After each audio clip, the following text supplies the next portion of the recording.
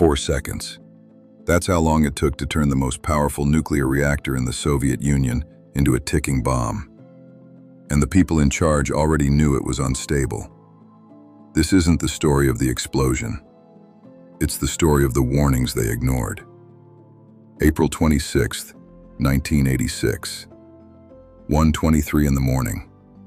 Chernobyl nuclear power plant, Ukraine. Engineers were preparing to run a safety test on reactor number 4. The test had already been delayed for hours. The crew was exhausted. The reactor was operating in a dangerous condition. But the order came down anyway. Run the test. Here's what they already knew. The RBMK reactor design had a flaw. At low power, it became more unstable, not less. Engineers had documented the risk years earlier. Safety reports existed. Signed, filed, ignored. Admitting the reactor had flaws meant admitting the system had flaws. And that wasn't allowed. When power levels dropped too low during the test, protocol demanded a shutdown. Instead, operators withdrew almost all the control rods, the reactor's last line of defense. The safety systems were effectively disabled. No one said stop. Not because they didn't understand the danger, because saying no wasn't an option. At 1:23 a.m. and 40 seconds, the power surged. Not gradually, violently. It spiked to 10 times the reactor's maximum capacity.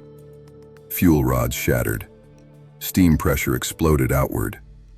The roof was torn off. The reactor core was exposed to the open air. Radioactive material shot kilometers into the sky. Within days, radiation had spread across Europe. And for 36 hours after the explosion, the nearby city of Pripyat was told nothing.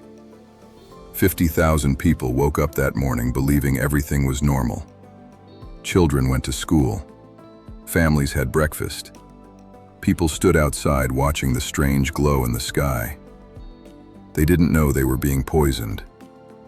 Firefighters arrived within minutes of the explosion. They believed it was a simple roof fire. They had no protective suits, no radiation warnings. They picked up burning graphite with bare hands. Some later described the air tasting like metal. Many of them would be dead within weeks. The first official response called it a minor accident. Radiation levels, they said, were under control.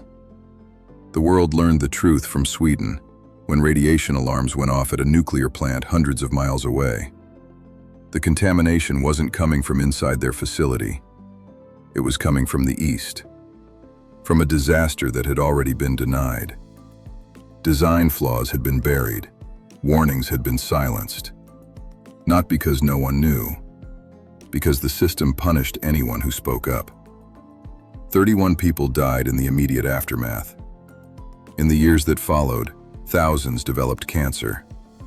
350,000 people were permanently displaced. The city of Pripyat still stands today, empty, frozen in 1986.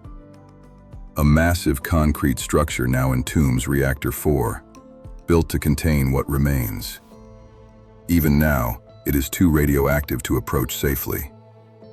This was not a natural disaster. It was not bad luck. It was not one mistake. It was years of ignored warnings. Engineers spoke. Documents existed. The danger was known. But silence was chosen. Chernobyl was not a failure of technology. It was a failure of truth and the cost of silence.